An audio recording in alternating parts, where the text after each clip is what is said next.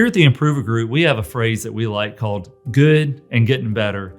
And so sometimes people wonder, well, as a general rule, what are most leaders doing good at, but where could they get better?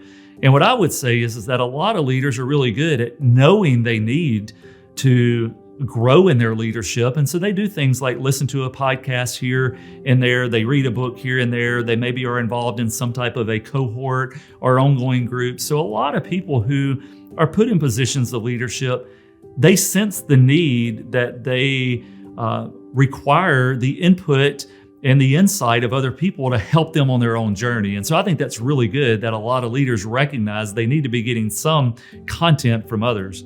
Where I think that leaders could get better is by being more strategic with that and not just taking any and all information. There's lots of bad information that you can absorb related to leadership out there. There are things that can actually be detrimental for your own business or organization if you were to implement that advice. So leaders need to be more careful about who they let into their inner circle, and they need to be more intentional about what are these core characteristics.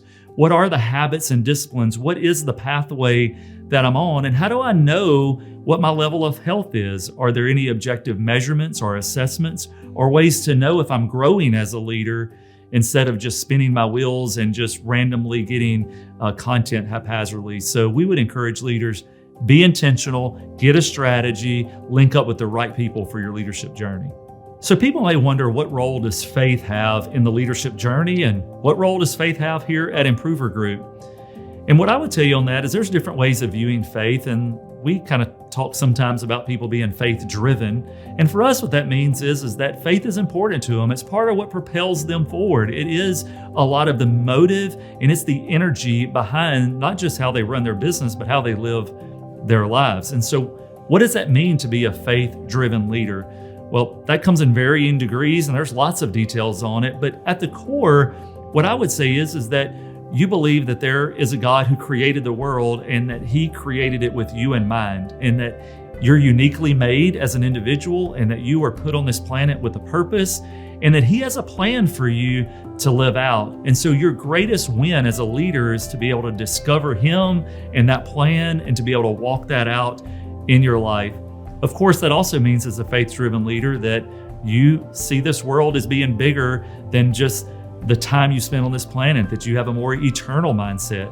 You also believe in principles like integrity and serving others and living according to values that are timeless as we find them in Scripture.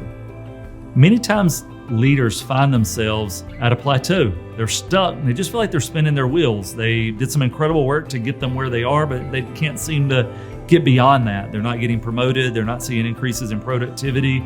And they're really just kind of beginning to go through the motions. And so what causes that?